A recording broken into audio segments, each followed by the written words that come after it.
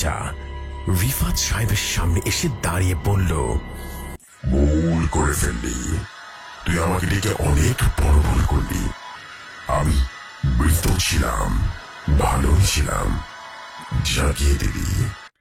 রিফাত সাহেব থর থর করে কাঁপছে, ভয়ে তার শরীরের সমস্ত লোম দাঁড়িয়ে গেল।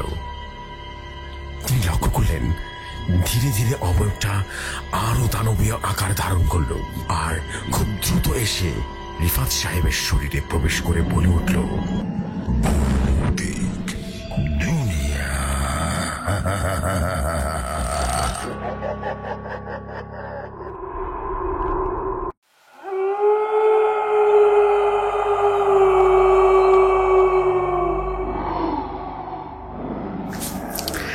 যেভাবে লেখা আছে সেভাবেই পড়ছি।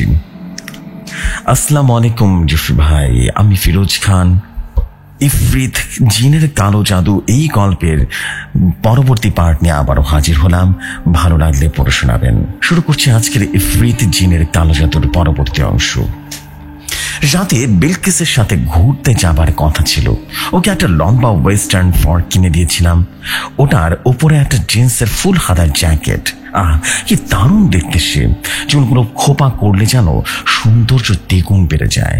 যাবার জন্য ওভাবে সেজেছিল, কিন্তু হঠাৎ কি মনে করে মোবাইলে দেখলো ওর ফোনে গ্রহ নক্ষত্রের অবস্থান দেখার একটা মোবাইল অ্যাপ আছে। সেটাতে কিছু একটা দেখে বলল, ফিরোজ, আজ কৃষ্ণা প্রতিপদ, আজ সেই রাত। আগামীকাল থেকে অমাবস্যা শুরু হয়ে যাবে, আর কৃষ্ণপক্ষ শুরু হয়ে গেলেই কিন্তু শয়তানের ক্ষমতা বেড়ে যাবে। আমি চাই না আর কোনো প্রকার ঝুঁকি নিতে। আরিফ ভাইও প্রস্তুত হচ্ছিলেন বসার ঘরে। এই কথা শুনে করিডরে এলেন আর বললেন, তাহলে আমরা কি করব এখন? বিলকিস বলল, আরিফ ভাই, আজ রাতে আমি জিন সমন করব, আর সে আপনার শরীরে ভর করবে। আপনি মানসিকভাবে প্রস্তুতি নিয়ে ফেলেন দয়া করে, প্লিজ। ঠিক আছে আপা, কোনো সমস্যা নেই। বিলকিস এই বলে বসার ঘরে চলে গেল এবং আরিফ ভাইয়ের পুরো ফ্ল্যাটটাকে সাদা চাদর মন্ত্র দিয়ে বন্ধ করে দিল, যাতে করে কোনো দুষ্ট প্রকৃতির জিন উকি দিয়েও কোনোভাবে দেখবার সাহস করে ভেতরে কি হচ্ছে। কেননা বিলকিসের মতে ততক্ষণে নিবেদিতার সাথে থাকা জিন বিলকিসের উপরে নজরদারি করা শুরু করেছে। বসার ঘরের কার্পেট সরিয়ে সেখানে লাল মরিচের গুঁড়ো ছড়িয়ে দিল, তারপরে সাদা আটা এর উপরে রীতিমতো কার্পেট বিছালো। আরিফ ভাই জিজ্ঞেস করলো, আপা এসব কেন করছেন? বিলকিস বলল, ভাই, এটা আমার সাদা জাদুর একটা অংশ। ভয়ের কিছু নেই। অনেক সময় শক্তিশালী জিন বাড়ি বন্ধ করা থাকলেও সে প্রতিরক্ষা ব্যবস্থা প্রবেশ করতে পারে। যদিও তার কালচক্র অনেক শক্তিশালী হয়, তখন আমার এই সাদা জাদু রক্ষা করবে আমাদেরকে। সাদা আটা আর লাল মরিচ গুঁড়ো, সাদা জাদু এটি। সাদা এখানে ভালোর প্রতীক, আর লাল হলো শয়তানি প্রতীক। লালকে আমি সাদা দিয়ে ঢেকে দিয়েছি। এখানে শয়তান এসে কোনোভাবেই সুবিধা করতে পারবে না। আরিফ ভাই বললেন, কিন্তু গুঁড়ো কি করে জিনকে আটকাবে? সেটাই তো মাথায় ঢুকছে না আমার। আরিফ ভাই, সবকিছু মাথায় ঢোকানো লাগবে না। সত্যি বলছি, পাগল হয়ে যাবেন। এর সাথে সাদা জাদু জড়িত আছে। আমি কোরআনের আয়াতে রীতিমতো সাদা জাদু করেছি এখানে, আর আছে গীতার ধ্যান যোগ, সাথে বাইবেলের কিছু অধ্যায়। মানে ঠিক বুঝলাম না, কোরআন আবার গীতা দুটো একসাথে কি করেন? হ্যাঁ, বুঝলাম না। বিলকিসের জায়গায় আমি থাকলে নিশ্চিত বিরক্ত হতাম। আমি মনে মনে বলতে লাগতাম, আরে বাবা, তোরা তো জানার দরকার কি, তুই তোর কাজটা কর রে ভাই। কিন্তু পরক্ষণে আবার নিজেকে আরিফ ভাইয়ের স্থানে দাঁড় করালাম, আর তখন মনে পড়ল শুরুতে আমারও ঠিক এমনটাই অবস্থা হয়েছিল। কারণ বিলকিসের সাথে যখন আমার পরিচয় হয়েছিল, সে স্বাভাবিকভাবে আমার চাইতে অনেক বেশি জ্ঞানী ছিল এবং মনোযোগ দিয়ে সব কিছুই শুনতাম। আরিফ ভাই, আমাদের হাতে সময়টা নেই, কিন্তু তারপরে বলছি খুব ভালোভাবে বিশ্লেষণ করে দিয়েছি, যাতে আপনার প্রশ্নের আর কোনো সুযোগ না থাকে। আমি কিন্তু জানি না যে নিবেদিতার সঙ্গে যে জিন বসবাস করছে সে আদৌ হিন্দু নাকি মুসলমান জিন নাকি খ্রিস্টান জিন। তো এই কারণে আমি 3 ধর্মের কিছু নির্দিষ্ট বাণীর মাধ্যমে সাধু জাদু করেছি। এখন প্রশ্ন আসতেই পারে যে শয়তান সে কি আর ধর্মের বাণী মানবে? আল্লাহর কোরআনের কথা শুনে ভয় পাবে? কিংবা সে যদি নাস্তিক হয়? এর উত্তর আমি উদাহরণের মাধ্যমে দিয়ে দিই না হয়। ধরুন আপনার একজন বন্ধু আছে, ধর্মে মনে করুন মুসলমান, সে বেশ মিথ্যে কথা বলে। তো তাকে সহজে বিশ্বাস করা যায় না। সত্যি বলতে কি মিথ্যা বলেছে তা আন্দাজ করা বেশ কঠিন হয়ে যায়, কিন্তু তার কাছ থেকে আপনার কিছু বিষয় জানা দরকার, খুব প্রয়োজন। আপনি কি করলেন? আপনি তাকে বললেন, দেখ বন্ধু, ইসলাম ধর্মে তো শুধু আল্লাহর নাম নিয়ে কসম কাটা হয়, তো তুই প্লিজ আল্লাহর কসম কেটে কথাটা বল। তখন কি হয় জানেন? তার মানে যদি আল্লাহর প্রতি বিন্দু মাত্র ভালোবাসায় ভয় থেকে থাকে, তখন সে শত মিথ্যা বললেও ব্যাপারটা নিয়ে মিথ্যা বলবে না। এখানেও ব্যাপারটা ঠিক তেমনই, যে আল্লাহর কালামকে রীতিমতো কোনো ধর্মীয় আয়াত বা শ্লেষকে অস্বীকার করতে পারে না। আর নাস্তিকের কথা বলছিলাম, হ্যাঁ, জিনদের মধ্যে নাস্তিকতা আছে, তবে তাদের নাস্তিকতা ভিন্ন ধরনের। মানুষের নাস্তিকতার মধ্যে কোনো মিল নেই তাদের। কেন বলছি? কারণ জিনরা কখনো নাস্তিক হতে পারে না। তাদের নাস্তিকতার ধরন নিয়ে একসময় ব্যাখ্যা বিশ্লেষণ করব। এখন তো পুরোপুরি ব্যাপারটা ধরতে পেরেছেন, তাই না? জি আপা, আমার মনে আর কোনো প্রশ্ন নেই। আসলে এসব ব্যাপারে একদম কিছু জানা নাই তো, তাই এরকম কৌতূহল জায়গাটা খুব স্বাভাবিক। বিলকিস একটা পানি ভর্তি গ্লাস নিয়ে বাইরে গিয়ে আবারও সাথে সাথে চলে এলো, এসে পুরো বাড়িটা আরেক দফা বন্ধ করে দিল। 2 থেকে 3 মিনিট পরে আরিফ ভাই অজু করে এসে কার্পেটের উপরে বসলেন। এরপর বিলকিসের কথা মতো চোখ বন্ধ করে ফেললেন। বিলকিস তখন বলল, আরিফ ভাই, আপনার শরীরে আমি সবচাইতে সহজ উপায়ে জিন ঢোকাবার ব্যবস্থা করছি, এর চাইতে সহজ কিছু জগতে আর নেই। কিন্তু বলে বিলকিস আরিফ ভাইকে 1 গ্লাস পানি পান করতে দিলেন। আরিফ ভাই পানি পান করার কিছু সময় পরেই জ্ঞান হারিয়ে ফেললো। আমি নিজে ওনার মাথার নিচে একটা বালিশ চেপে নিলাম। সোফার সাথে যে বালিশ থাকে সেটা বিলকিসকে জিজ্ঞেস করলাম। আমি বললাম, কি পানি খাইয়েছো ওনাকে? একদম বেহুশ হয়ে গেল। বিলকিস আমার দিকে তাকিয়ে কেমন যেন একটা বুচকে হাসি হেসে বলল, কেন? এমনি পানি, আমরা যা খাই তাই তো। না না, দেখলাম বাইরে গেলে আবার বললে সবচাইতে সহজ উপায় জিন প্রবেশ করানোর কথা। আগে তো এমন কিছু দেখিনি বলে মনে হয়। হ্যাঁ শোনো, আজ তোমার মনে একটা ইচ্ছা পূরণ হতে চলেছে। ওর কথা শেষ হতেই দেখে আরিফ ভাই উঠে বসলেন এবং ওনার মধ্যে থেকে নারী কণ্ঠ ভেসে আসছে। সুমিষ্ট কণ্ঠী, এমন কণ্ঠ শুনলে যেন 1000 বছর বাঁচতে ইচ্ছে করে। সে বলল, আসসালামু আলাইকুম বিলকিস এবং ফিরোজ, আশা করি আপনারা খুব সুন্দরভাবে দিন কাটাচ্ছেন। আমি রাজকন্যা ইলহাম, সমগ্র বিশ্বের মারিদি জিনদের রাজা নূর উল আমাল আর আমার পিতা। এই কথা শুনে আমি যেন খুশিতে আনন্দে প্রচন্ড উত্তেজিত হয়ে উঠি, এতটাই যে হুট করে বিলকিসের গানে একটা চুমু দিয়ে বসি। তখন ইলহাম হেসে দেন আরিফ ভাইয়ের শরীরের মধ্য থেকে। আমি বললাম, রাজকন্যা ইলহাম, আমি সত্যি অনেক বেশি আনন্দিত আপনার সাথে কথা বলতে পেরে। আপনার সাথে কথা বলতে পেরে খুব ভালো লাগছে আমার। তখন ইলহাম বলল, ফিরদৌস, আপনার সাথে কথা বলেও আমার ভালো লাগছে। আশা করি সৃষ্টিকর্তা প্রদত্ত শক্তিকে আপনি মানব এবং জিন সেবার কাজে ব্যবহার করবেন। সবাই আপনার মতো এত সৌভাগ্যবান নয়। পাশে থাকা বিলকিস বলে উঠল, ইলহাম বোন আমার, এখন কালক্ষেপণ করার সময় নেই। আমি চাই না আরিফ ভাই এভাবে খুব বেশি সময় থাকুক। আমি তোমাকে মূলত স্মরণ করেছি আরিফ ভাইয়ের বউ নিবেদিতা সম্পর্কে বিস্তারিত খবর জানার জন্য। আর আমার বিশ্বাস তুমি একমাত্র পারদর্শী এই কাজে, যেহেতু আমি আজ করতে পেরেছি যে শক্তিশালী কোনো ইফরিত জিন হয়তো বা নিবেদিতার শরীরে কালো জাদু করে পরজীবী হিসেবে বসবাস করছে। এরপর 2 থেকে 3 মিনিট কেটে গেল, কোনো সারা শব্দ নেই। হঠাৎ আবারও আরিফ ভাইয়ের শরীরটা বেঁচেতে আপনা আপনি পড়ে গেল। তবে এবার আর মাথায় আঘাত পায়নি সে, মানুষের উপরে মাথাটা পড়েছিল। বিলকিস তখন বলল, ইলহাম চলে গেছে। আমি বললাম, এভাবে না বলেই কিভাবে কি? হ্যাঁ, আরিফ ভাইয়ের জ্ঞান ফিরে এলে বিলকিস বলল, ভাই এখনকার জন্য কাজ সম্পন্ন হয়েছে। যে পানি আপনি পান করেছিলেন না, সেই পানির সাথে আমার জিন বোন ছিল, ওভাবে সে আপনার শরীরে প্রবেশ করেছে। ও আচ্ছা আচ্ছা, আমার শরীরটা বহু দুর্বল লাগছে না বা? বিলকিস বলল, জিন মানুষের ভেতরে প্রবেশ করলে তার শরীর এমন দুর্বল হবেই। বলে বিলকিস উঠে টেবিলের দিকে চলে গেল। এক বাটি খেজুর এনে সামনে রাখলো আর বলল, এগুলো খান, আশা করি দ্রুত সুস্থ হয়ে পড়বেন। আরিফ ভাই কয়েকটা খেজুর খেয়ে ঘুমিয়ে পড়লেন কার্পেটের উপরে। আমি ওনার ঘর থেকে চাদর এনে ওনার শরীরের উপরে বিছিয়ে দিলাম। আমি তখন বললাম, বিলকিস, আরিফ ভাইকে একটু সুস্থ হতে দাও। দেখবে কিভাবে প্রশ্ন মানে জর্জরিত করে জিন বোনকে কিভাবে বোন হলো, কিভাবে পানির মাধ্যমে জিন প্রবেশ করলো, হ্যান ত্যান কত কিছু। আচ্ছা ভালো কথা, আমাকে বলো তো, পানির মধ্যে কি করে ইলহাম ওনার শরীরে প্রবেশ করলো? বিলকিস বলল, তোমার খেয়াল আছে আমি বাইরে গিয়েছিলাম কিছু সময়ের জন্য পানির গ্লাস নিয়ে? হ্যাঁ হ্যাঁ, আমার সামনে তো গেলে। হ্যাঁ, আমি বাইরে যাবার আগে স্মরণ করেছিলাম ওকে, আর ও এলে আমি ওকে পানিতে মিশে যেতে বলি, ব্যাস এই তো। কিন্তু পানিতে করে যদি ইলহাম ওনার শরীরে প্রবেশ করেই থাকে, তাহলে তো যে কোনো জিন পানির মাধ্যমে আমাদের শরীরেও প্রবেশ করতে পারে। আমার কথায় বিলকিস হাসলো আর বলল, মনে তো হচ্ছে সেকেন্ড আরিফ ভাই হাজির হলো আমার সামনে। ওনার কথা না হাসে পারলাম না, দুজন বেশ খানিকটা হাসলাম। ওর চোখের দিকে চোখ রেখে বললাম, এই হাসিটা সারা জীবন এভাবে দেখতে চাই বিলকিস। দেখবে আমি তো আছি, তাই না? এত ভয় কিসের? ভয় ভদে ভালোবাসা, ভদে ভয়, আবার ভদে হারাবার ভয়, এই আর কি। থাক, এমন সাহিত্যিকের মতো কথা বলা লাগবে না। তবে শুনো, আমি চাই প্রতিদিন যেন তোমার মুখটা দেখে আমার ঘুমটা ভাঙে। এর পরের দৃশ্যটা আর নাই বা বললাম। বিলকিস বলল, আর না ফিরোজ, আমার আমল নষ্ট হোক সেটা আমি চাই না।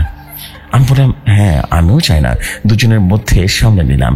এরপর ও আমাকে জিজ্ঞেস করলো, কি যেন বলছিলে ফিরোজ? আমি বললাম, পানি জিনের মানব শরীরে প্রবেশ নিয়ে। ও হ্যাঁ, যাই হোক শোনো, মানুষের শরীরে জিন এভাবে কোনোদিন প্রবেশ করতে পারবে না যতক্ষণ না সে অনুমতি দিচ্ছে। কিন্তু আরিফ ভাই তো অনুমতি দেয়নি। ও ফিরোজ, বাচ্চাদের মতো প্রশ্ন কেন করছো বলো তো? কারণ আমি তো বাচ্চাই বলি হেসে দিলাম। বিলকিস হাসি থামিয়ে রাখতে পারলো না। তখন আমি বললাম, আচ্ছা শোনো, আমি বুঝতে পেরেছি আরিফ ভাই মনে মনে আগে নিয়ত করেছিল যে তুমি জিনকে শরীরে প্রবেশ করাবেন। এই নিয়তের মাধ্যমে ইলহাম ওনার শরীরে প্রবেশ করতে পেরেছে, তাই তো? একদম তাই। তো বুঝেও কেন অবুঝের মতো প্রশ্ন করেছিলে বলো তো? এমনি তোমার মুখ দেখে বিশ্লেষণ করতে ভালো লাগে, তাই আর কিছু না। আমাদের খুনসুটির মিষ্টি মুহূর্তটা বেশি সময় পার হতে দিল না শয়তান জিন। ফ্ল্যাটের প্রতিটা জানালার ইট মারার মতো শব্দ পেলাম আমরা। আমাদের আর বুঝতে বাকি রইল না অপশক্তি আমাদের চারপাশে ঘিরে ধরেছে। বিলকিস বলল, ও এসেছে ফিরোজ, ও চলে এসেছে। আমি বললাম, কে এসেছে? ইফরিত জিন চলে এসেছে। ইফরিত আসার কথা শুনে আমি কিছুটা হলেও ভয় পেলাম। ওকে জিজ্ঞেস করলাম, এখন কি করবে বিলকিস? ওরা যদি বাড়ির ভিতরে প্রবেশ করে? না ফিরোজ, কিচ্ছু করতে পারবে না, তুমি চিন্তা করো না। কিন্তু এখন হঠাৎ এখানে আক্রমণ করার কারণটা কি বিলকিস? বিলকিস বলল, ইফরিত ব্যাপারটা ধরতে পেরেছে। আমি কাউকে পাঠিয়েছি ওর ব্যাপারে খোঁজ খবর আনতে। এইটা হয়তো একদমই পছন্দ হয়নি ওর, ব্যাস সরাসরি লাগতে এসেছে। ইলহামের যদি কোনো ক্ষতি করে বসে? না, সেটা পারবে না, কিংবা করবেও না। ওদের টার্গেট একমাত্র আমি আর তুমি, সুতরাং ইলহামকে নিয়ে ভয় নেই। এমন সময় বিলকিস হঠাৎ বলল, ফিরোজ, আমি ইফরিত শয়তানের মুখোমুখি হতে চাই, আমি দেখতে চাই সে কে। বিলকিস একবার কোনো সিদ্ধান্ত নিলে তাকে আর সিদ্ধান্ত থেকে সরানো বেশ কঠিন হয়ে যায়। তারপরে বললাম, এটা না করলে কি হতো না? একটু তো ইলহামের জন্য অপেক্ষা করতেই পারতে, তাই না? নাকি ইফরিত যদি তোমাকে বড় কোনো ক্ষতি করে ফেলে? না ফিরোজ, আমি ওর সাথে লড়াই করতে যাব না। যোগাযোগ স্থাপনের কোনো ব্যবস্থা করতে পারি কিনা সেটা চেষ্টা করব। তুমি আরিফ ভাইয়ের পাশে থাকো, আমি উপরের কোনায় ঘরের বারান্দায় গিয়ে দেখি কিছু করতে পারি কিনা। যদি 10 মিনিটের মধ্যে ফিরে না আসি, তবে এই পাতাটা একটা শুকনো গাছের পাতা ধরিয়ে দিয়ে বলল আগুনে চালিয়ে দিবে। বলেই হন হন করে চলে গেল। প্যান্টের পকেটে পাতাটা ঢুকিয়ে আমি মনে মনে ভাবছিলাম আমিও যাবো কিনা। ও চলে গেলে নিজেকে আটকে রাখতে পারলাম না। আমি আরিফ ভাইকে বলে রেখেই ওর পিছু পিছু চলে গেলাম। ও সাদা সাদা নির্দিষ্ট দোয়া কালাম পরে বারান্দায় দরজা খুলতে দমকা বাতাস এসে ওকে উড়িয়ে নিয়ে যাবে এমন অবস্থা তৈরি হলো।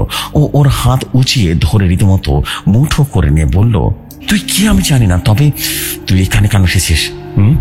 আমার খুঁজে এসেছিস, তাই তো? যদি তাই হয়ে থাকে তবে দয়া করে আমার সামনে থেকে দেখা দে, আমার সাথে কথা বল। বলার সাথে সাথে বাড়ির জানলা যে ঢিল বা ইট মারা তুমুল শব্দ পাচ্ছিলাম সেটা মুহূর্তেই থেমে গেল। আমি স্পষ্ট চোখে দেখতে পেলাম একটা দোয়ার কুণ্ডুলি কুটুম্বুত হতে হতে মেঘে পরিণত হয়ে বৃষ্টি হয়ে ঝরে পড়তে লাগলো।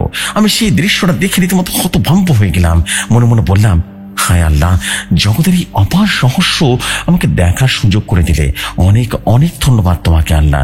বলে রাখা ভালো, বাড়ির এই দিকটা পেছনের দিকে নির্দেশ করে এমন এই পাশে আর বাড়ি ঘর নেই বললেই চলে। পেছন থেকে খোলা মাঠ, দূরে কয়েকটা বাড়ি আছে, কিন্তু তা থেকে অবশ্য বোঝার উপায় নেই যে এদিকে কি হচ্ছে। বিলকিস কিছু জিজ্ঞেস করার আগে সে ঝরে পড়া বৃষ্টি থেকে কেমন করে যেন কথা ভেসে আসলো। আমি স্পষ্ট বুঝতে পারলাম না, তবে পরে বিলকিসের কাছ থেকে কথোপকথন কি হয়েছিল সেটা অবশ্য জেনে নিয়েছিলাম। তুই তো নিজেকে সরিয়ে নিয়ে আমার ব্যক্তিগত বিষয় থেকে। তুই এতটা সহজ সরল মানুষের শরীরে পরজীবী হয়ে বাস করিস, এভাবে তার ক্ষতি করছিস এবং তাকে তার মূল নিয়তি থেকে সরিয়ে দিয়েছিস। এটা কি ঠিক করেছিস? বিলকিসের এমন কথায় মেঘের বৃষ্টি যেন আরো জোরে জোরে পড়তে লাগলো। কেউ যেন তখন অট্ট হাসিতে ফেটে পড়লো আর বলল, মানুষের জ্ঞান যে কতখানি শূন্যের কোঠায় তা যদি তারা অনুধাবন করতে পারত। বিলকিসের এই কথার সারমর্ম বুঝতে পারলো কিনা জানি না, আমিও না, তবে কথাটা নিতান্ত অপমানজনক। বিলকিসও তাই বলল, বেশ, আমিও দেখে নেব এই লড়াইয়ে কি জিতে আর কে হারে। মনে রাখিস, আমি বিলকিস হারতে শিখিনি। বেশ, দেখা যাবে। সাথে সাথে দেখলাম সেই ছোট্ট মেঘের আস্তরণ থেকে বিজলির ঝলক, আর সেটা এসে পুরো বিলকিসকে ঝলসে দিল। আমি আল্লাহ বলে চিৎকার দিয়ে উঠে সাথে সাথে বিলকিসের কাছে যাওয়ার জন্য দরজার কাছে থেকে উঠে চলে যায়। তখন ও চিল্লিয়ে বলে, ফিরোজ, তুমি এসো না, দৌড়ে চলে যাও। আমি কোনো কথা শুনিনি। আমি কাছে যেতেই মেঘ থেকে এক দফা বিজলি নিঃসৃত হলো এবং আমাকে জড়িয়ে ধরে ঢেকে দিল এবং নিচে মেঝেতে ধাক্কা মারে। বিলকিস বলল, তোমার কাছে পাতাটা আছে ফিরোজ? আমি তখন আধমরা অবস্থায় শুয়ে আছি। বিদ্যুতের ছিটাফোঁটা আমার শরীরে আঘাত আনলো। আমার পুরো শরীর যেন নিস্তেজ হয়ে পড়লো। আমি শুধু বলতে পারলাম, আমার পকেটে আছে। বিলকিস পকেট থেকে পাতাটা বের করে ওদিকে আবারও তাকাতে আরেক দফা আগুনের ঝলক এলে পাতাটাকে সামনে ধরা মাত্রই মুহূর্তের মধ্যেই যেন বেগটা পানিতে তলিয়ে গেল। এরপর আবার দমকা হাওয়ায় আমাকে ছুটে গেল। বিলকিস কোনো রকমে আমাকে নিয়ে ঘরের মধ্যে দ্রুত রীতিমতো পানি পান করলো। আমার কিছুটা ভালো লাগতে প্রচন্ড আক্রোশে আমার উপরে ফেটে পড়লো, কেন ওর কথা অমান্য করেছি সেজন্য। পরে আমার ভালো লাগতে শুরু করলো। নিচে নেমে আসি। এই ফ্ল্যাটটা কিছুটা ডুপ্লেক্স ধরনের, কিছুটা, বাট পুরোপুরি নয়।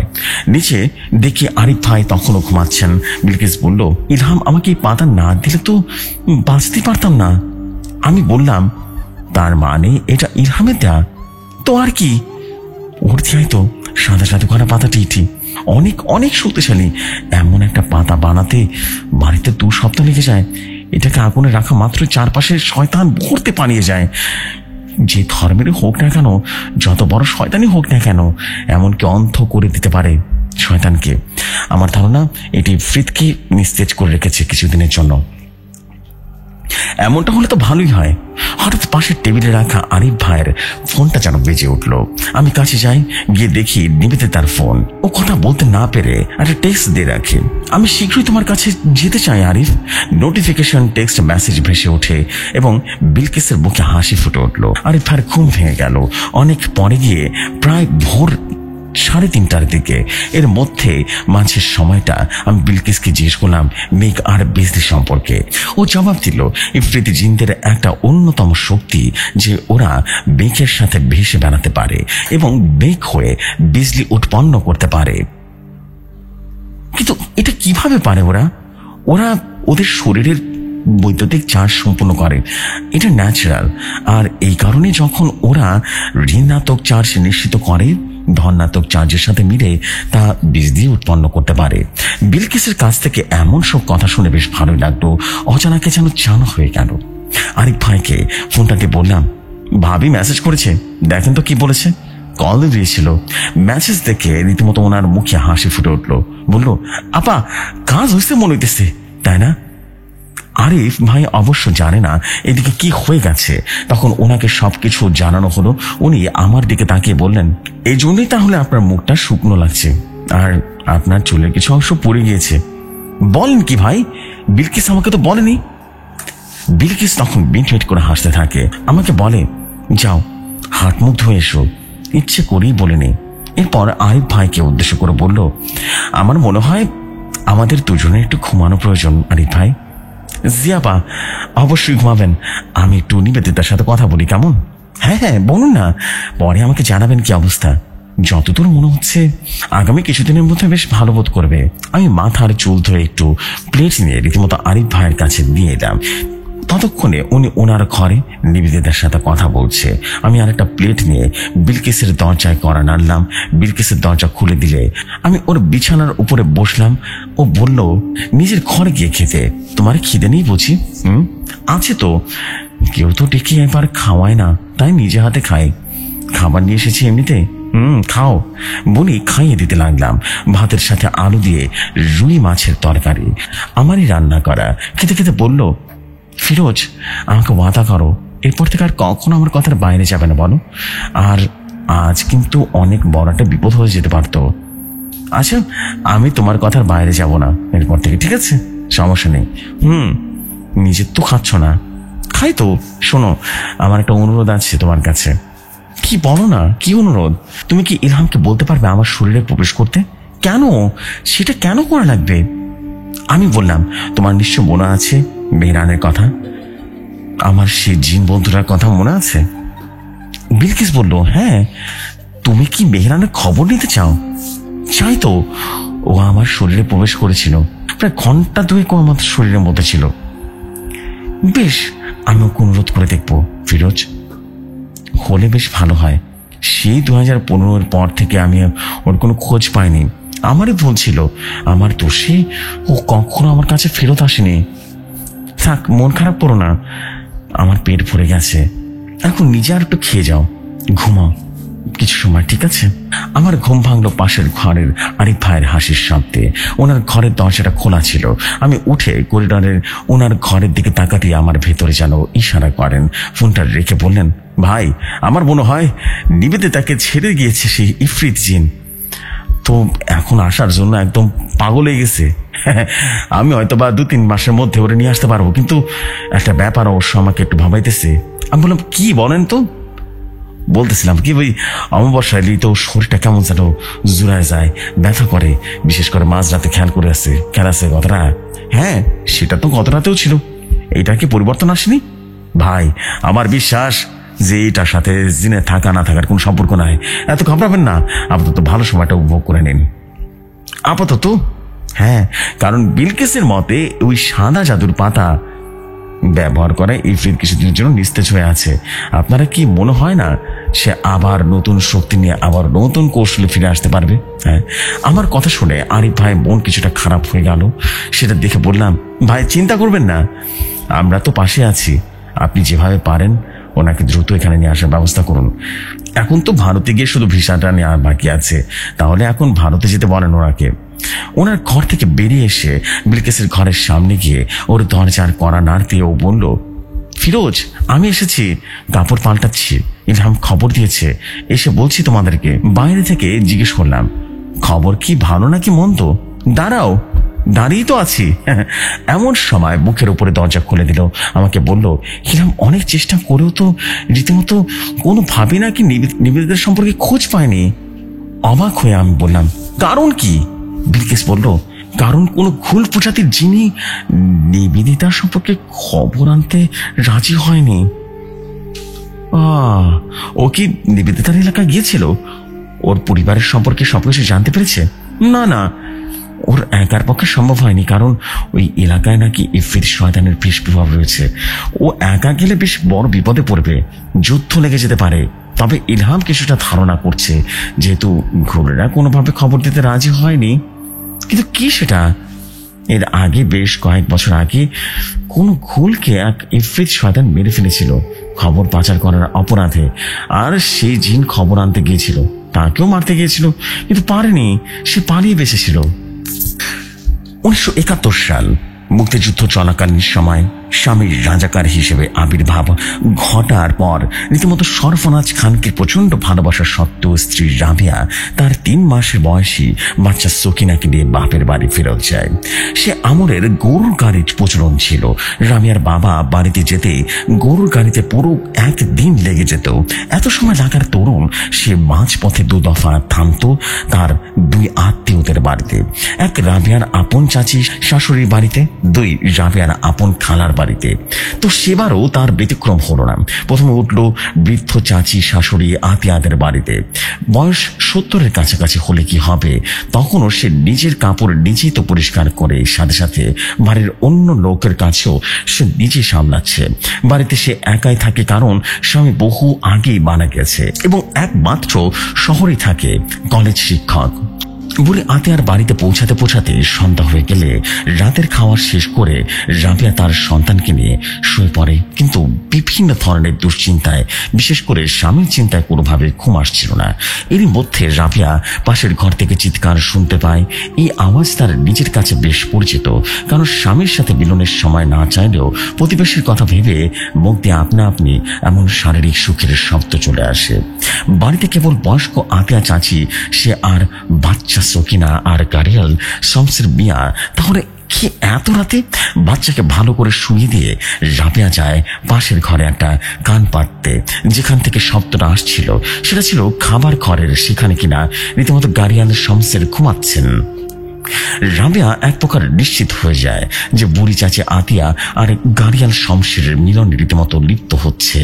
তওবা পড়ে দ্রুত ঘরে ফিরে আসে, কিন্তু তারপরেও নিশ্চিত হতে একবারে চাচির ঘরে উকি মেরে আসে, কিন্তু না, চাচি তো ঘরে ছিল না। রাবিয়া ঘরে এসেও দরজাটা হালকা হালকা চাপা দিয়ে রীতিমতো চিরাগটা একটা কোনায় আলো কমিয়ে সরিয়ে রাখে। আর এমন অবস্থা শুনে রীতিমতো যে দরজার বাইরে তাকালেও রীতিমতো বোঝা যায় না।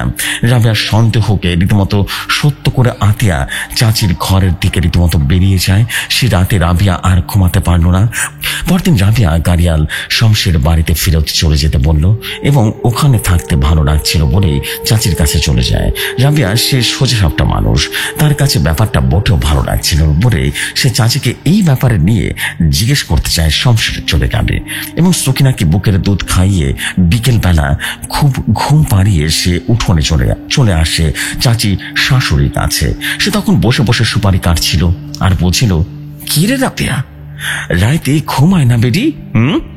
রাবিয়া বলল, না হয় না চাচি। জানি কি জিগাবা? জানেন তাহলে? জানি না, আবার বেবা খবর আমার জানা। কিসের লাইকা থাইকা গেলা? ও হন কি লাইকা পাশে তাইসা বললা বলো তো? আমি জানি আপনি হেতি লগে রাইতে শুইছেন চাচি। সুপারি কাটতে কাটতে এক দীর্ঘশ্বাস ফেলে বুড়ি আতিয়া হাসতে হাসতে রাবিয়ার দিকে তাকালো আর বলল, শুইছি তো, খামই শুইছি। খাম? কি এর খাম?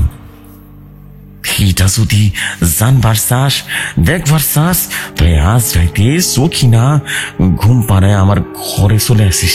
তোরে একটা জাগাত নিয়ে যা মনে। আধার রাত নামতে দেরি হলেও কখনো হানাদার বাহিনী চলে আসে। মানুষ সেই ভয়ে তটস্থ হয়ে থাকে, তাই সে যত দ্রুত পারে ঘরে ঢুকে পড়ে। যদি অত্র এলাকায় তখন কিংবা কখনো হানাদার বাহিনী প্রবেশ করেনি, তারও অবশ্য রহস্য আছে, যা কিনা আমরা পরবর্তীতে জানতে পারবো। বাচ্চা সখিনা সে রাতে সকাল সকাল নিজের রাতে ঘুমিয়ে পড়লে রাবিয়া বসে বসে চিরাগেরা আলোয় কাঁথা সেলাই করেছিল সখিনার জন্য। এর মধ্যেই হঠাৎ ব্লাউজ ছাড়া শুধুমাত্র একটা কালো শাড়ি পেঁচিয়ে বুড়ি আতিয়া রাবিয়ার ঘরের দরজাটা রীতিমতো কাছে গেল। বেটি আমার লগে আয়। বুড়ি আতিয়ার পিছে পিছে রাবিয়া হাঁটতে লাগলো। আতিয়ার হাতে একটা হারিকেন থাকলেও আরো প্রায় নিভু নিভু হয়ে গেছে। প্রায় মিনিট 20 হাঁটার পর তার একটা 15 বরজের পাশে এসে থামলো।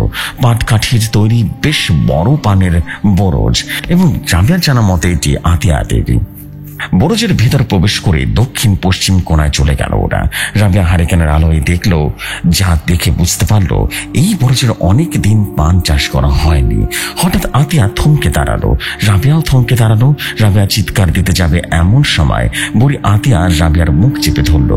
আশেপাশে ত্রিসীমানার মধ্যে কোনো মানুষের বসবাস না থাকলেও রাবিয়া আর আতিয়া পায়ের সামনে যা পড়েছিল তার কানে আওয়াজ গেলে বেশ সমস্যা হতে পারত।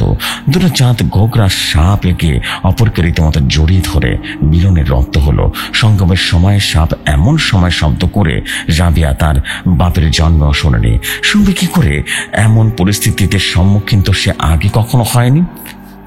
সিলাস কেন বেটি, চল চল বাইরে চল, রানী রাজার লকে মিলতাছে। ভয়ে রাবিয়ার কিছুই যেন বলতে পারছে না, থরথর করে কাঁপছে। আরে বেটি কাশিস না, আমাকে রানীর লগে আইস কয়তা করবি। যে সাপ দেখছোস ওইটা তো সাপ না, আমাকে রানী হচ্ছে সাপ। কি কইতাছো শাসি? হাসা কইতাছি। জিনের লগে আজ দেখা করবি তুই, জিনের লগে দেখা করবি। এসব শুনে রাবিয়ার শরীর যেন থরথর করে কাঁপছিল। সেই সাথে আতিয়ার পায়ে ধরে বলছিল, চাচি চাচি বাড়িতে চলেন না, বাড়িতে চলেন। আরে বেটি শুনে ভয় পাস কেন? শোন, যদি অমন করস তো রানী কিন্তু বেজার হইয়া তোর মাইয়ার ক্ষতি করব। এই কথা শুনে রাবিয়া যেন থমকে গেল, চুপ হয়ে গেল। আতিয়া তখন হেসে বলল, আরে তোর ভয় দেখি করতেছি। শোন, তন রাইতের ঘটনা সব সাইজ যদি ভয় বসা থাকবে। ঠিক হঠাৎ পাশ থেকে জোপের মধ্যে যেন আওয়াজ হতে শুরু করলো। বুড়ি তার নিচের হাতে থুতু দিয়ে রাবিয়ার কানে একটা কষে থাপ্পড় মারলো। রাবিয়া সেখানেই পড়ে গেল। রাবিয়ার জ্ঞান ফিরতে বেশি সময় লাগলো না, কিন্তু কোনো কিছুতেই যেন তার নিয়ন্ত্রণ নেই। একজন মহিলার সুরেলা মিষ্টি কণ্ঠ সে যেন শুনতে পাচ্ছিল, সাথে ছিল বৃদ্ধা আতিয়ার কণ্ঠ।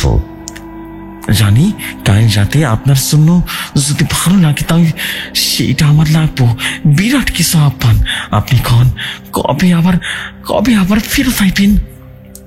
3 সপ্তাহের চোটলায় যাব, তারপর আবারও ফেরত আসবো। তবে এবার নিজেকে প্রস্তুত রাখিস, কেমন? আর এই রাবিয়া যেন কোনোভাবে কোনো কথা কারো কাছে না বলতে পারে। যদি কিছু প্রকাশ করে না, জানি কিছু করার পর বেশি তো আপনার কথা শুনাইছে, আর আমি তারে সব খুলে বলুম নে। তাই জট লাগিয়ে সেটা শুধু একটু খোয়া যাইতেন যদি। মুসলমানরা যেমন হজ করে, হজে সারা দুনিয়ার মুসলমানরা মহাসম্মেলনে ঘটে সৌদি আরবে, তেমনই জিনদের মধ্যে আজাজিল বা হারিসের উপাসনা করি বা ইবলিসের উপাসনা করি। বিশেষ করে আমাদের জাতির জিনেরা জটলাতে গিয়ে পিতা ইবলিসের উপাসনা করে। শয়তানের শক্তি এবং বিদ্যার প্রসারে 3 সপ্তাহ উৎসর্গ করে আসে। এখন আসে রাবিয়া, এই মেয়ের যত্ন নিস। এই কথা শেষ হওয়া মাত্রই রাবিয়ার চোখ যেন উল্টে মাটির উপরে পড়ে গেল। আব্দুল্লাহ ইবনে আব্বাস রাদিয়াল্লাহু আনহু বলেন, ইবলিসের নাম ছিল আজাজিল। সে ছিল ফেরেশতাদের মধ্যেও সম্মানী, তার 4টি পাখা ছিল। আবু জায়েদ হাসান কাদাতাহ প্রমুখ বলেন, ইবলিস জিনের জাতির আদি পিতা। যেমন আদম আলাইহিস সালাম মানব জাতির আদি পিতা, তেমনি সে ফেরেশতা নয়। গ্রিক ভাষায় তার নাম জাজিল, আর আরবি ভাষায় হারিস। আবারও বর্তমান সময় ফিরে আসি। 2017 সাল, পর্তুগালের রাজধানী লিসবন। বিলকিসের কথায় আমি বললাম, তাহলে এখন কি করা যাবে? আর যে জিন পালিয়ে গিয়েছিল তার কি কোনো খোঁজ পাওয়া সম্ভব না? মানে ইলহামকে কোনোভাবেই খোঁজ দিতে পারবেন না?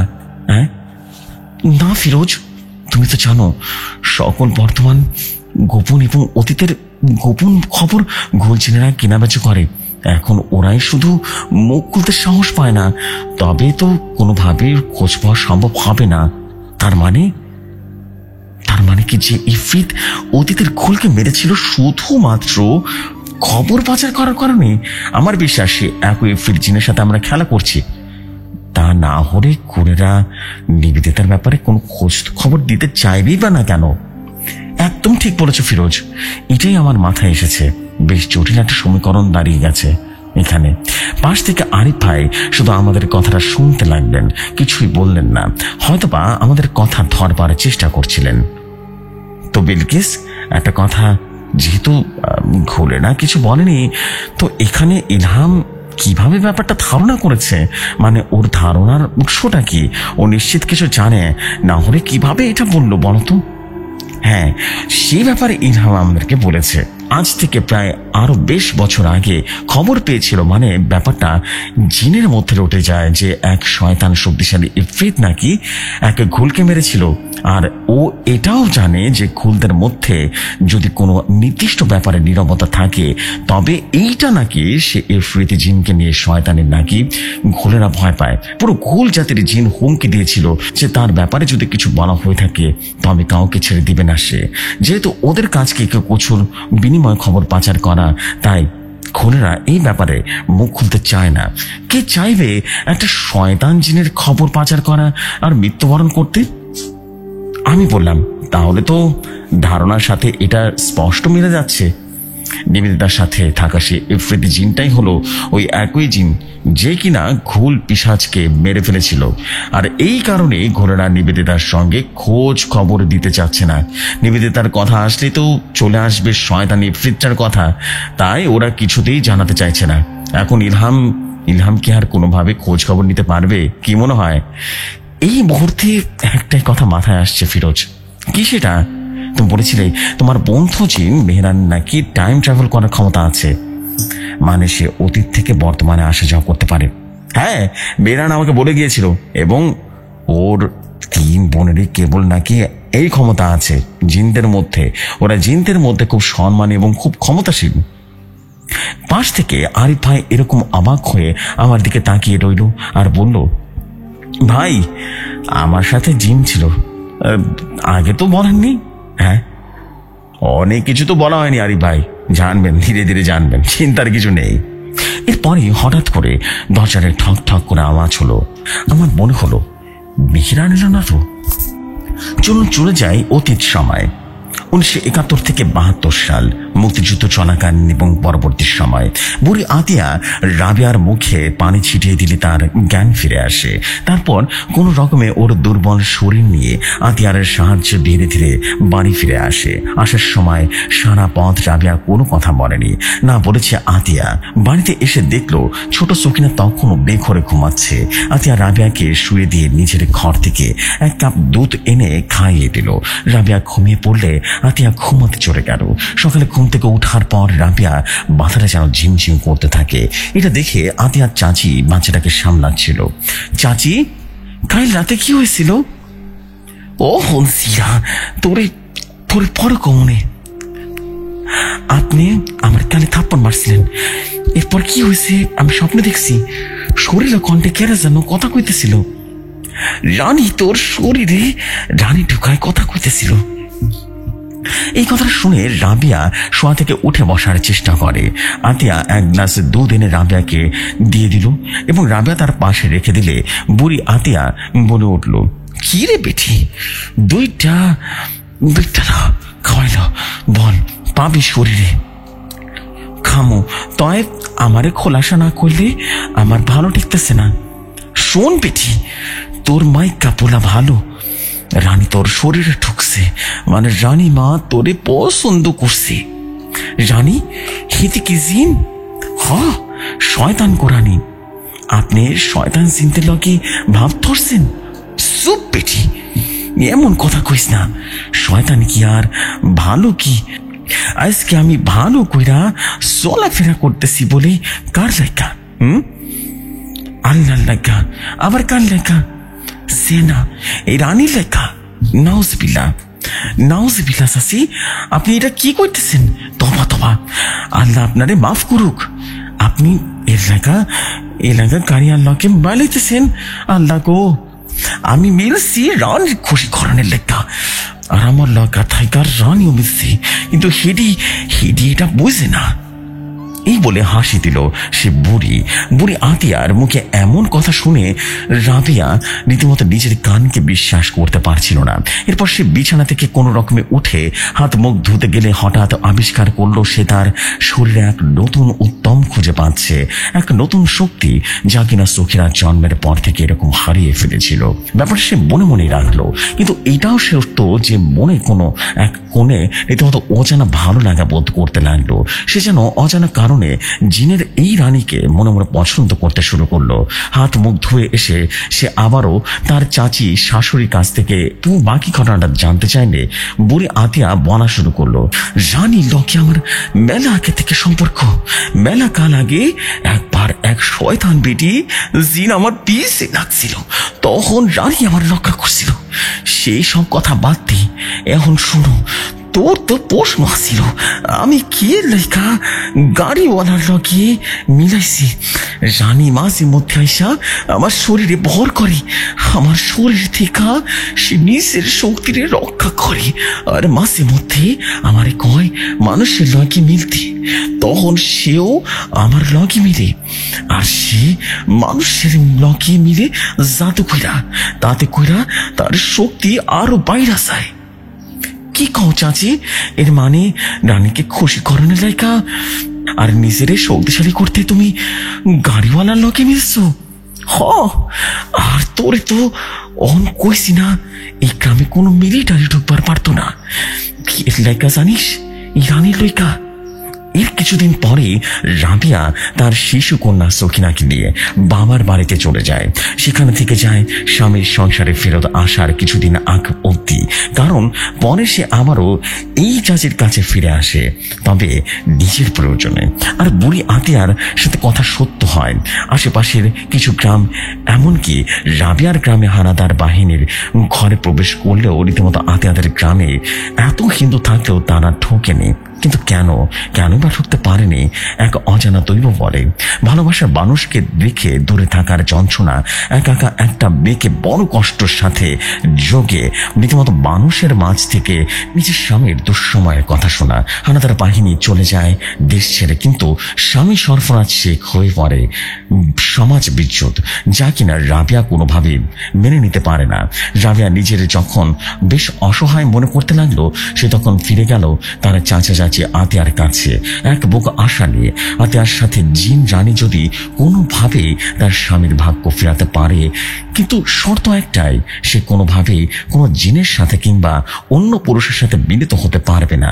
আতিয়া বুড়ি এই কথা শুনে হাসলো আর বলল, বেটি, রানী এমনি এমনি কিছু দেয় না, তয় রানী রে খোয়া দেখবো আনে। তুই চাইলে আজ রাইতে আমার লগে পান বেড়া চাইস।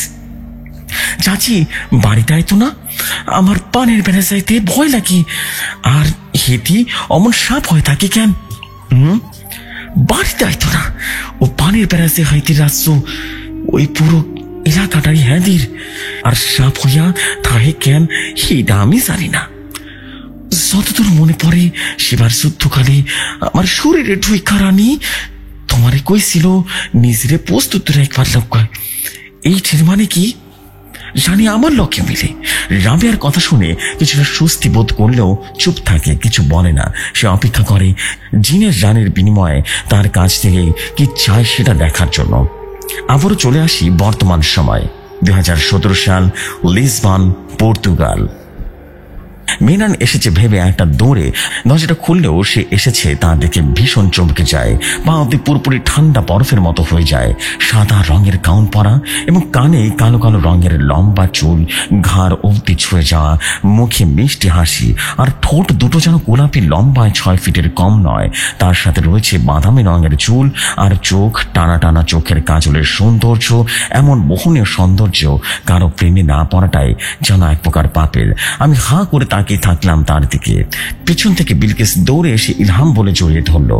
যদিও জড়িয়ে ধরাটা যেন কেমন যেন লাগলো, শরীরে স্পর্শ হলো না, অদ্ভুত ছিল। আমার বুক তখনও কাঁপছে। জীবনে একবার এক পলক কাউকে ভালোবেসেছিলাম, সেটাও প্রায় বছর 8 আগে। কলেজ টিচারের ব্যাচ খুলনা নেভি কলেজে এক ছাত্রীকে দেখে মৃত অবস্থায় ছিলাম বেশ কিছুদিন। যদিও পরবর্তী মায়া কেটে গিয়েছিল কোনো এক নির্দিষ্ট কারণে। হঠাৎ মনে হলো সেই ঘটনা যেন পুনরাবৃত্তি ঘটছে। ইলহামকে দেখে কেমন জানি ঘোরের মধ্যে ডুবে যাওয়া আমি সম্বিত ফিরে পেলাম বিলকিসের ডাকে। যাকে সবসময় দেখতে চাইতে সে আজ তোমার সামনে হাজির, আর তুমি কিনা হাঁ করে আমার দিকে তাকিয়ে আছো। বিলকিস, আমি মনে হয় ইলহামের প্রেমে পড়ে গেছি। আমার কথা শুনে ইলহাম হাসলো আর বলল, বিলকিস, ওনাকে কি শাস্তি দেওয়া যায় বলুন তো? ইলহামের কথায় আমরা 3 জনে রীতিমতো হেসে উঠলাম। তারপর বিলকিস দুষ্টুম করে বলল, না না, ওকে শাস্তি দিব তো আমি, ওর কপালে আছে দুঃখ আছে। ইলহাম হেসে বলল, শোনো, আমি তোমাদের জন্য খুশি খবর আনতে পারিনি, তবে এই সমস্যার সহজ সমাধান হতে পারে কেবল নিবেদিতাকে এখানে আনতে পারলে। শয়তান ইফরিত জিনটা আরো বেশি কিছুদিন ধরে এভাবে হাইবারনেটেড হয়ে থাকবে। এর ফাঁকে যদি কিছু করা যায় তবে খুব দ্রুত করতে হবে। আমি তখন বললাম, ইলহাম, আমার একজন জিন বান্ধবী ছিল, বেশ আগের কথা, মেহরান নামে। সে কিন্তু টাইম ট্রাভেল করতে পারে, যা কিনা জিনদের মধ্যে বেশি বিরল। সেটা হয়তো তুমি জানো। কিন্তু ফিরোজ, মেহরানকে এখন তুমি পাবে না। আমি বেশ রকমের উত্তেজিত হয়ে বললাম, তুমি মেহরানকে চেনো? কেন চিনবো না? ওদের এই বিরল শক্তির কারণে তো ওদের পুরো পরিবারকে সকল জিনরা চেনে। কিন্তু ও এখন অতীতে ভ্রমণ রয়েছে, সুতরাং ওকে এখন পাবে না। অতীত ভ্রমণ থেকে বের হয়ে যখন ফিরবে তখন পাবে, কিন্তু সেটা কবে সেটা জানি না। তাই এখন একটাই উপায়, আর সেটা হলো শয়তান ইফরিতকে যেভাবেই হোক দাবিয়ে রেখে নিবেদিতাকে এখানে আনা। আমার বিশ্বাস এটা করতে পারলে আমরা একটা সমাধান পৌঁছাতে পারবো, আর কোনোভাবেই সেটা লুকিয়ে থাকা জিনের সমাধান পাওয়া সম্ভব নয়। আমি প্রশ্ন করলাম। ইলহাম জয় বলল, না, তার খোঁজ আপাতত পাওয়া সম্ভব নয়। সে দীর্ঘ সময় ধরে আত্মগোপন করে রেখেছে। সিঁড়িতে বসেছিলেন আরিফ ভাই। অবাক দৃষ্টিতে তিনি ইলহামকে দেখছিলেন। জানি না আমাদের 3 জনের কথোপকথন উনি শুনেছেন কিনা। ওনার দিকে তাকিয়ে বুঝতে পারলাম যে উনি হঠাৎ করে এক ভিন্ন সৃষ্টি দেখে রীতিমতো নিজেকে হারিয়ে ফেলেছেন। জোরে ওনার নাম ধরে ডাকতে আনমনে আমার দিকে তাকালেন আর বললেন, ফিরোজ ভাই, এইটা কি সত্যি কোনো পরী? তার কথার কোনো জবাব দেওয়ার আগে ইলহাম ধীর পায়ে তার কাছে হেঁটে গেল আর বলল, আমাকে ছুঁয়ে দেখুন আরিফ ভাই। একথা শুনে আরিফ ভাই সংকোচ বোধ করলো। ভয় ভয় সুন্দরী হাতের উপর হাত রাখতে উনি সহ আমরা সবাই আবিষ্কার করলাম যে ইলহাম ট্রান্সপারেন্ট বা আলোক ভেদ্য। আমরা বেশ অবাক হলাম, আর আরিফ ভাই কিছুটা ভয় পেয়ে গেলেন। ইলহাম তখন বলল, ভয় নেই আরিফ ভাই, আমি আসলে ঠিক এখানে নেই। আমি আমাদের রাজ্যে দাঁড়িয়ে টেলিপোর্টেশনের মাধ্যমে আপনাদের সাথে কথা বলছি, অনেকটা হলোগ্রামের মতো। জিনদের টেলিপোর্টেশনের কথা আমি আগে শুনিনি, বিলকিসও বলেনি, আর সেদিন কিনা উনি হুট করে বাস্তবে দেখলাম। অবাক হতেই হয়। আমি তখন প্রশ্ন করলাম, তাই যদি হয় তাহলে তুমি 10,000 টোকা দিলে কিভাবে? ইলহাম হাসলো আর বলল, আমি আমার দ্বিমাত্রিক শক্তিকে ব্যবহার করেছি, আর কিছু না। স্পর্শ করে 10,000 টোকা দিইনি, বরং উচ্চ তরঙ্গের মাধ্যমে আমি শব্দ উৎপাদন করেছি। এখন আমাকে যেতে হবে, সুতরাং যা করবার দ্রুত করো, তা না হলে সামনে আরো বিপদ অপেক্ষা করছেন। বুঝতে পেরেছ? তা নিশ্চয় বুঝতে পেরেছ। হঠাৎ চোখের সামনে থেকে ইলহাম উধাও হয়ে গেল। বিলকিস সোফায় বসে পড়ল। এখন তাহলে গুটি আপনার কোর্টেই আরিফ ভাই, যত দ্রুত পারেন আপনি ওনাকে এখানে নিয়ে আসুন। আমাকে তো ইতালিতে ফিরে যেতেই হবে, কারণ যতদূর জানি কাউকে বাংলাদেশ থেকে পর্তুগালে নিয়ে আসা বেশ সময় সাপেক্ষ, আর ততদিনে এই ফ্রিদ শয়তানটাও শক্তিশালী হয়ে ফিরে আসবে। মূলত কৌশলগত দিক বদলে ফেলবে সে। তখন কি উপায় হবে আপা বলুন তো? তখন আর কি, আরেক দফায় লড়াই করতে হবে। এই তো মাগিটা আল্লাহ ভরসা। বিলকিসের 2 দিন পরে চলে গেল ইতালিতে। তবে ও সেখানে ফেরত গিয়েও সর্বক্ষণ সকল কিছুর ভেতরে খোঁজ রাখছিল। কিন্তু বিলকিস চলে যাবার পর 1 সপ্তাহের মাথায় নতুন করে বিপত্তিটা বাঁধলো একটা। হঠাৎ করে জানা গেল নিবেদিতা খুঁজে পাওয়া যাচ্ছে না। পুরো এলাকা তন্ন তন্ন করেও নাকি তাকে খুঁজে পাওয়া গেল না। আরিফ ভাই পাগল পড়া হয়ে গেলেন। বাংলাদেশের টিকিট কাটতে যাবেন এমন সময় বিলকিসের ফোন। বিলকিস বলল, ফিরোজ, আরিফ ভাই যেন কোনোভাবে বাড়ি থেকে বের না হন, বাংলাদেশে না যান। তুমি এখন বাড়ি বন্ধ করে দাও, সাদা জাদুর 89তম স্তর প্রয়োগ করো, জলদি প্রয়োগ করো। আমি বললাম, বিলকিস তুমি কোনো খোঁজ পেয়েছো নিবেদিতার? না, পাইনি, তবে ইথাম আমাকে খোঁজ দিয়েছে। সে শয়তান ইফরিত তার পূর্ণ শক্তি ফেরতে গিয়েছে, এবং এখন যেহেতু অমাবস্যা চলছে, সে শীঘ্রই হয়তো বা নিবেদিতার উপরে রীতিমতো তার কালো জাদু প্রয়োগ করবে, এবং তখন কিন্তু শেষ করে দেবে ওকে। তখন বুঝতে পারছো ব্যাপারটা কি হবে? আরিফ বলল, কি বিলকিস আপা? পাশ থেকে রীতিমতো আরিফ ভাই জিজ্ঞেস করলেন, যেহেতু ফোন উচ্চ স্বরে ছিল। আমি বললাম, ওদের এলাকায় এখন কোনো ইফরিত নেই, তার মানে ইফরিত ওই এলাকা ছেড়ে চলে গেছে, আর যাবার সময় নিবেদিতাকে নিয়ে গেছে। বিলকিস বলল, আমার এবং ইলহামের এমনটাই মনে হচ্ছে। আরিফ ভাই এই কথা শুনে আর শান্ত থাকতে পারলো না, ওনার চোখ দিয়ে যেন টপ টপ করে অশ্রু গড়িয়ে পড়তে লাগলো। আমি তখন বিলকিসকে অনুভব করতে লাগলাম, মনে মনে ভাবলাম, আল্লাহ না করুক আমার কাছে কোনোদিন যেন এমন খবর না আসে শয়তানের সাথে লড়াই করতে গিয়ে সাদা জাদুর রানীর কোনো দুর্ঘটনা হোক, বিলকিস যেন সবসময় সুস্থ থাকে। তো জেফরি ভাই, এই ছিল ইফরিত জিনের কালো জাদু গল্পের 2য় খণ্ড। আশা করি 3য় খণ্ড আগামীকাল শেয়ার করে দিবেন। এখনকার মতো এখানে বিদায় নিচ্ছি। আসসালামু আলাইকুম। আমি ফিরোজ খান বলছিলাম। ভালো থাকবেন জেফরি ভাই। ভৌতিক দুনিয়ার সকল শ্রোতা বন্ধুকে জানাই অনেক অনেক রমজানুল মোবারক। সবাইকে অনেক অনেক রমজানের অনেক অনেক শুভেচ্ছা জানাই। আসসালামু আলাইকুম। ভালো থাকবেন ভাইয়া।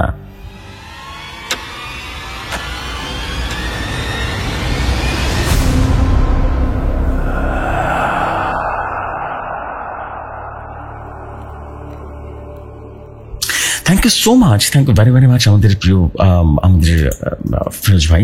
অ্যান্ড আপনাকে অনেক অনেক বেশি ধন্যবাদ এই জন্য, বিকজ আপনার প্রতিটা স্টোরি সবসময় অনেক বেশি ক্লাসি স্টোরি হয়, এবং আজকেও কিন্তু অসাধারণ এক ঘটনার আপনি জন্ম দিয়েছেন বা পাঠিয়েছেন। সত্যি দিস ইজ অ্যাবসলিউটলি ফাটাফাটি একটা স্টোরি ছিল, মনের মতো সুন্দর স্টোরি যাকে বলা চলে, ঠিক তেমনই একটা স্টোরি আপনি আমাকে পাঠিয়েছেন। অ্যান্ড আই বিলিভ যে শুধু আমার কাছে নয়, সবার কাছে স্টোরিটা বেশ ভালো লেগেছে, এবং স্টোরিটা কিন্তু একটা সিরিজ চলছে যেহেতু, সো ধীরে ধীরে সিরিজটা সামনে এগিয়ে যাবে। আরো একটা পার্ট আমরা পাচ্ছি, এবং নেক্সট পার্টে হয়তোবা, মানে আমি কনফার্ম না, নেক্সট পার্টে হয়তোবা এটা সর্বশেষ পার্ট আমরা শুনবো। বেশ সুন্দর গল্পটা, এরকমই গল্প চাই। আপনাদের কাছে যদি গল্প থাকে আপনারা কিন্তু গল্প পাঠাতে পারেন, সিরিজ গল্প পাঠাতেই পারেন, বাট হ্যাঁ পুরো গল্পটা পাঠিয়ে দেবেন। আমাদের কিন্তু ফিরোজ ভাই পুরো গল্পটাই পাঠিয়ে দিচ্ছে, আমি সেটাকে খণ্ড খণ্ড আকার আপনাদেরকে পড়ে শোনাচ্ছি, এতে করে সবাই শুনতে পাচ্ছে। সো কেমন লাগছে আপনারা কিন্তু কমেন্ট করে জানাবেন। আমি আর দেরি করবো না, এখানে বিদায় নিচ্ছি। কাল আবার চলে আসবো ইফরিত জিনের কালো জাদু গল্পের 3য় পর্ব নিয়ে। ততক্ষণ ভালো থাকুন, সুস্থ থাকুন। আসসালামু আলাইকুম, শুভরাত্রি সবাইকে।